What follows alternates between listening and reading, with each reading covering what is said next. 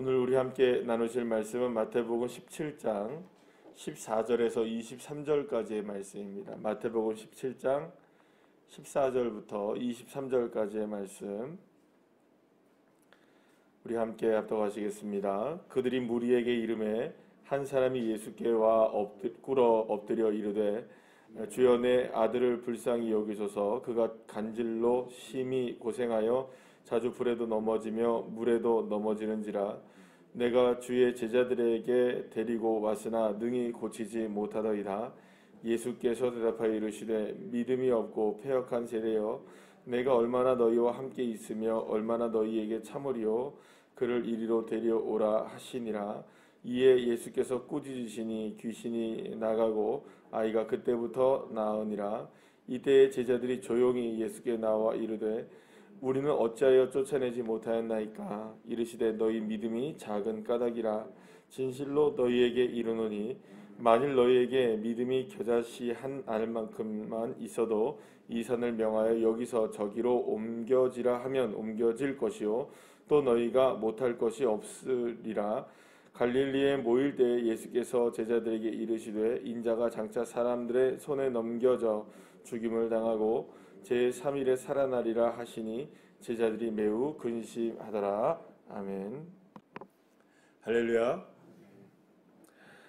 한 아버지가 간질로 심하게 고통을 받고 있었던 아들을 위해서 예수님을 찾아오게 되었습니다. 그리고 그 예수님은 그 아들을 고쳐주셨고 그 아들에게 있었던 귀신이 떠나가게 되는 놀라운 회복의 역사가 일어나게 되었습니다. 자, 그런데 이 아버지가 한마디를 거둡니다. 먼저 제자들에게 이 아이를 보였다는 거죠. 그런데 그 제자들이 이 아이를 고치지 못하였다라는 것을 이야기하게 됩니다. 이 사실을 어떻게 우리가 생각해야 되느냐? 아마도 이런 것 같습니다. 예수님은 아마도 수많은 병자들을 고치시고 계셨겠죠. 그러니까 뭐 일종의 사전에 한번 이렇게 보는 것 같은 그런 모습일 수도 있었을 것 같아요. 많은 사람들이 한꺼번에 몰려들다 보니까는 뭐 순서를 기다릴 수도 있었을 것이고 또 여러 가지 뭐 예수님이 뭐 이런저런 이야기를 하실 수 있었을 거니까 제자들 중에서 몇몇 사람들이 저쪽에서 오니까 아주 급하게 보이니까 먼저 이렇게 기도를 했을 수도 있었을 것입니다. 그러면 왜 제자들이 이렇게 나서게 되었느냐? 어떻게 보면 이렇게 월권한 거 아니냐 이런 생각을 하실지도 모르겠지만 이미 예수님이 한 차례 제자들에게 귀신도 쫓아내고 병들을 고칠 수 있는 권능을 주셨습니까? 안 주셨습니까? 주셨다고 분명히 말씀하세요. 그리고 마을마다 보내기도 하셨고 또 예를 들어서 뭐 임상같이 한번 해봐라 이런 식으로 해서 동네를 두루 다니게도 해본 적이 있기 때문에 아마도 예수님의 제자들은 이 간질 있었던 이 아이를 고치는 데 있어서 한번 이게 도전적으로 해볼 수도 있었을 것이고 아마도 그런 것들이 용인되어졌을 수도 있을 거라는 생각이 됩니다. 어쨌든 중요한 거는 그것이 어떻게 됐든 간에 제자들이 이 아이를 위해서 한번 기도도 해보고 애를 써 본 거겠죠. 그리고 또 뭐 서당계 3년이면 풍어를 울린다고 하는데 옆에서 본 게 있고 또 들은 게 있잖아요. 그러니까 나름대로는 이렇게 저렇게 아마 해보지 않았을까라는 생각이 듭니다. 뭐 예수님의 이름으로 뭐 명하노니 귀신아 떠나가라 뭐 이렇게 해보기도 했었을 것이고 또 이렇게도 해보기도 했을 것이고 저렇게도 해보기도 했을 것이에요. 근데 중요한 건 뭐냐? 이 귀신이 떠나가느냐? 떠나가지 않았고 고쳐지지 않았고 그래서 결국 누구에게 나오게 되었습니까?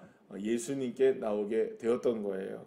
예수님이 제자들을 바라보면서 이렇게 얘기하죠. 믿음이 없는 패역한 세대여, 내가 얼마나 너희와 함께 있으며 얼마나 너희에게 참으리요. 그를 이리로 데려오라 이렇게 얘기합니다. 그러니까 사실은 어떻게 보면 굉장히 꾸짖음을 당한 것처럼 보이잖아요. 제자들이 너 언제까지 내가 너희들과 함께 있겠느냐, 내가 언제까지 너희들을 이렇게 기다려주고 참아줄 수 있겠느냐 이렇게 얘기하시죠. 사실은 이게 어떤 면에 보면은 제자들을 굉장히 타박하고 또 뭐라고 나무란 것처럼 보여지긴 하지만 사실상 그 나무란 것도 분명히 있겠지만 사실 여기서 만약에 예수님이 생각해 보세요. 예수님의 제자들이 이 뭐랄까요, 이 간질로 심하게 앓는 이 아이를 떡하니 고쳤으면 또 어떻게 됐을까요, 여러분? 좀 아직까지 사실은 이게 왜 고쳐졌는지 사실은 모를 수도 있잖아요. 그래서 사실은 어떻게 보면은 이 과정들을 통해서 예수님이 정확하게 뭔가를 알려주시고자 하시는 그런 것들이 아닌가. 아마도 이 아이가 고침을 받았으면 벌써 고침을 받았겠죠. 그런데 이런 과정들을 통해서 주님께서 제자들이나 우리들에게 이야기하고 싶은 것이 분명히 있기 때문에 한번 걸러가는 거죠. 필터링을 한다고 얘기를 할까요? 이렇게 해서 이 아이가 고침을 받게 되는 과정들에 있어서 가장 중요한 게 뭐냐, 혹은 그리고 이후에 주님이 계시지 않을 때, 주님이 눈에 보이지 않는 그 시간이 반드시 오게 될 텐데, 그렇게 될 때에 만약에 우리가 이런 상황을 당했을 때 우리가 어떻게 이 상황을 극복하고 이런 귀신들이 떠나가게 되고 질병을 치료받는 역사들을 우리가 경험할 수 있느냐에 대한 부분을 예수님이 가르쳐 주시는 부분이 아닌가라는 생각을 하게 됩니다. 그래서 사실은 제자들도 아마도 예수님이 하신 것처럼 똑같이 했을 거예요. 오늘 본문 18절에 보면 예수님이 어떻게 하십니까? 귀신을 향하여 꾸짖죠. 그러면 제자들은 얼르고 달랬을까요? 아니겠죠. 분명히 꾸짖었을 거예요. 방법의 차이는 별로 없었을 거라고 생각이 들어요. 제자들도 그래서 생각한 거죠. 그래서 이제 나중에 19절 말씀에 보면 이때 제자들이 조용히 예수께 나와 이르되 우리는 어찌하여 쫓아내지 못하였나이까, 이렇게 얘기한단 말이에요. 그럼 이 말은 무슨 말입니까? 우리도 비슷하게 해봤다는 거예요. 자기들도 예수님이 하신 것처럼 그리 다르게 한 게 아니고 얼르고 다르고 한 게 아니고 똑같이 꾸짖고 똑같이 예수님의 그 능력이 나간 것처럼 똑같이 배운 대로 했는데 왜 우리는 안 되죠? 배운 대로 했는데 왜 안 되죠? 이렇게 이야기하는 거예요. 그래서 여러분들 사실은 모습의 차이는 아니에요. 우리가 보통 보면은 어떤 것이든지 모방은 쉽게 합니다. 그죠? 모방은 쉽게 하고 또 비슷하게 따라는 할 수는 있어요. 따라는 할 수 있고, 그리고 또 어렴풋이 보면은 이거 비슷해 보이네, 괜찮아 보이네 라고 생각할 수 있는데 아주 작은 차이가 있죠. 디테일의 차이라 요즘에 이런 얘기들 많이 쓰는데 아주 작은 것 하나에 차이점이 있는 거죠. 여러분 생각해 보면 우리가 생각해 보면 아주 비싼 식당, 아주 좋은 식당 이런 데 가면 차이가 있습니까, 없습니까? 똑같은 음식을 만들어내는 것 같은데도 차이가 분명히 있게 되죠. 그런데 그런 차이점이 뭐냐라는 겁니다. 그런 차이점이 뭐냐? 예수님이 그 차이점을 얘기하십니다. 20절 말씀에 보시면 이렇게 얘기하십니다. 왜 쫓아내지 못했느냐라고 묻는 제자들에게 이르시되 너희 믿음이 적은 까닭이라. 진실로 진실로 너희에게 이르노니 만일 너희에게 믿음이 겨자씨 한 알만큼만 있어도 이 산을 명하여 여기서 저기로 옮겨지리라 하면 옮겨질 것이요 너희가 못할 것이 없다. 주님이 말씀하십니다. 그러니까 어떤 방식을 얘기하지 않으십니다. 그죠? 예를 들어서 예수 그리스도의 이름으로 명령하노니 이렇게 해야 되는데 너희들이 예수님의 이름으로 말하노니 이렇게 했기 때문에 안 되는 거야. 이런 얘기하는 게 아닙니다. 지금 예를 들어서 주여 3번을 외쳐야 되는데 주여 2번만 했구나. 너희들이 이런 형태적인 이야기를 하는 게 아니에요. 어떤 방식에 관한 이야기를 하는 게 아니에요. 너희들 안에 있는 무엇의 문제다? 믿음의 문제이다 라고 이야기하는 겁니다.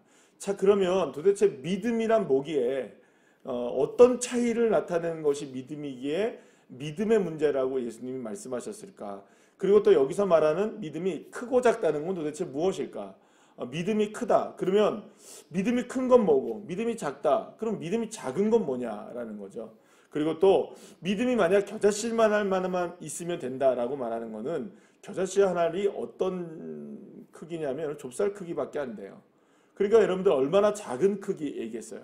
그러니까 이거는 믿음의 작고 크기의 문제가 아니라 실상 믿음이 있고 없고의 문제이겠죠. 그러니까 아주 작은 겨자씨 한 알만큼의 믿음이 있고 없고의 문제니까 사실은 믿음이 작고 크고의 문제라는 말보다는 오히려 믿음이 있고 없고의 문제가 될 수 있는 거예요. 그런데 있으려면 어떻게 있어야 된다는 겁니까? 확실하게 있어야 된다는 거죠.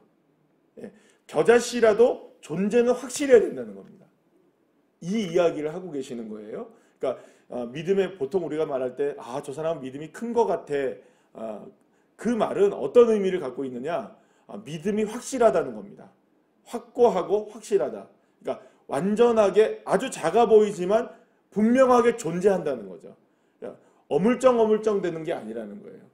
있는 듯 없는 듯 이런 모습이 아니라는 거죠. 확인이 안 되는 그런 회색이 아니라는 겁니다. 확실하게 존재감이 드러난다는 겁니다. 아무리 작아도. 여러분들 한번 생각해 보시죠. 자, 조금 길을 걷는데 여러분들 조그마한 아주 작은 돌멩이, 모래알 같은 게 발에 이렇게 신발 안에 들어오면 그걸 느껴지나요? 안 느껴지나요? 굉장하게 우리 발바닥이 둔감한 것 같지만, 그죠? 아주 둔감한 것 같지만 너무 민감한 것 같아요. 아니, 모래알 하나도 내 발바닥이 그걸 인지를 하더라고요. 그러면 여러분 그거 걸을 때마다 어떻습니까? 그 조그만 모래알이나 돌 같은 거 하나 때문에 내 몸이 온통 신경이 어디에 쓰입니까? 그 발에 신경이 쓰여요. 그리고 또 조금 더 지저분한 얘기. 음식을 딱 먹었는데 이 사이에 음식물이 꼈어요. 아, 이거 아무리 이쑤시개를 하든 뭘 하든 양치를 해도 잘 안 빠져나와요. 그러면 온통 신경이 어디에 쓰이는가요? 그 하나에 신경이 쓰이는 거예요. 온 몸이 아주 작은 것 하나에 반응을 합니다. 아주 작은 것. 세상에 제가 여기 뭐 하다가 살짝 여기 이렇게 상처가 났어요. 아니, 이거 그렇게 크게 아픈 것도 아니고 크게 상처도 아니에요. 보이십니까? 안 보이십니까? 잘 안 보이시죠? 여기 상처가 나 있어요. 이거 얼마나 아픈지 몰라요. 제 등치에 이게 아프더라고요, 이게. 그리고 이게 조금 부풀어 오르니까 신경 쓰이더라고요. 아니, 이게 얼마나 제 등치에서 차지하는 비중이 얼마나 큰 면적이라고요. 그죠? 이 작은 상처 하나가 제 신경을 온통 여기에 쓰이게 만들어요. 한번 여러분 생각해 보시죠. 얼굴에 요만큼 하나가 나도 이거 하나 신경 쓰이잖아요. 아주 작은 것이라도 존재감이 드러난다면 그거에 신경이 안 쓰일 수가 없는 거예요. 예수님이 겨자씨 하나만큼의 믿음만 있으면 이 산을 옮겨서 바다로 던질 수 있고 이보다 더 큰 일도 할 수 있다라고 말하는 것은 믿음이 작고 크기의 문제가 아니라 믿음의 존재 여부입니다. 우리의 인생 가운데 믿음의 존재가 그만큼 확실한가? 그리고 생각해보면 여러분, 믿음의 존재 여부가 정말로 확실한 것처럼 보여지지만 여러분, 우리가 믿음처럼 물에 물 탄 듯 모에 물 탄 듯 한 거 없어요. 잘 생각해 보시죠. 확실하십니까? 믿음이? 정말로 존재감이 팍 드러납니까? 이게 애매한 게 되게 많아요. 확실한 것 같으면서도 어느 순간 되면 어물쩍 넘어가는 일들이 굉장히 많아요. 아니라고 말하실 수 있는 분 계실까요? 내 발바닥에 조그만 돌멩이가 들어오고 내 이 사이에 음식물 하나 낀 거 하루 종일 그것 때문에 신경 쓰이면서 거기에 온통 작은 것에 집중하게 되는데 여러분, 우리가 얼마나 둔감한지 믿음의 요구가 있을 때마다 확실하게 드러나야 되는 믿음이 있는데 확실한 게 아니라 어물쩡 드러나는 믿음들이 너무나 많다. 우리의 믿음이 요구되는 그때 난 예수가 좋다오 얘기하실 수 있으십니까? 정말로 내 믿음이 존재감이 드러나야 할 때 예수님 아니면 안 됩니다. 예수님이면 됩니다. 그렇게 말하시고 계시는가요? 어물쩍 넘어가시는 일들이 없으신가요? 오늘 주님은 우리에게 믿음이 적다라고 말씀하시고 계시죠. 그것은 어쩌면 우리의 인생 가운데 정말로 명확하게 드러나는 것 같으나 정말로 겨자씨만큼도 명확하게 드러내지 못하고 내 발바닥에 나를 괴롭히는 작은 돌멩이 하나, 아주 작은 돌멩이 하나, 그것만큼도 믿음의 요구가 드러나지 못할 때가 있다는 것을 주님이 말씀해 주시는 것입니다.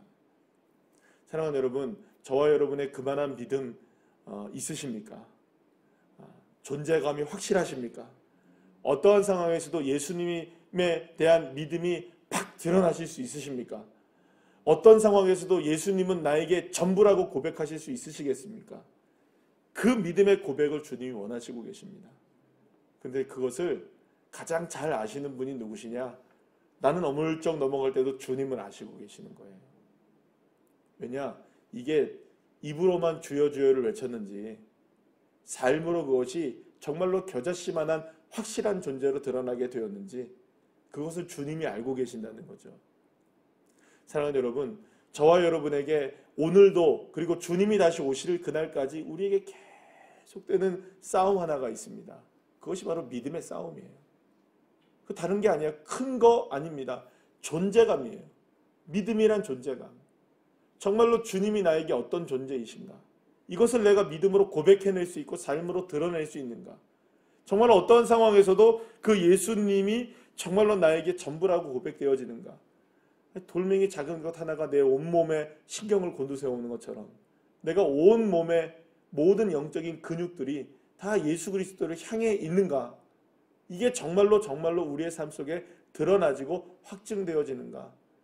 그게 아니면 여러분들 오늘 22절 23절 말씀에서 예수님 말씀하시죠.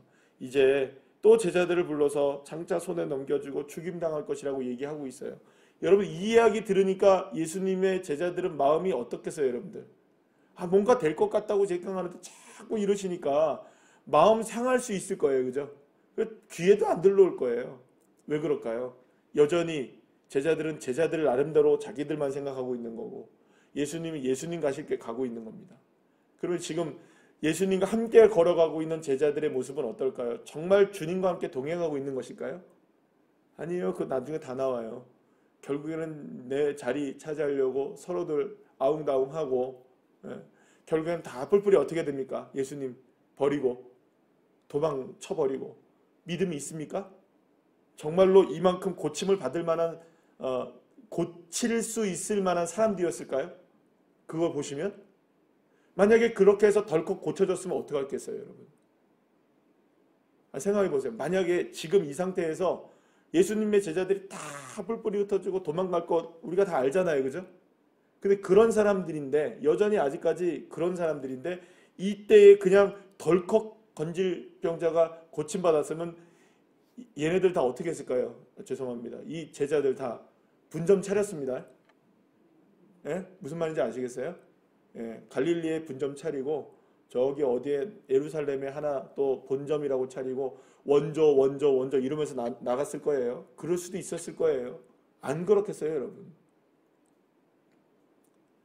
때로는 여러분 우리가 믿음 없을 때 안 된 게 감사하십시오. 믿음이 없으니까 안 되는 거죠. 믿음 있으면 되는 거예요. 너무 명확하게 갈려주는 거예요. 제자들 믿음 없으니까 안 된 거예요. 겨자씨도 없었던 거예요. 확인이 안 되는 겁니다.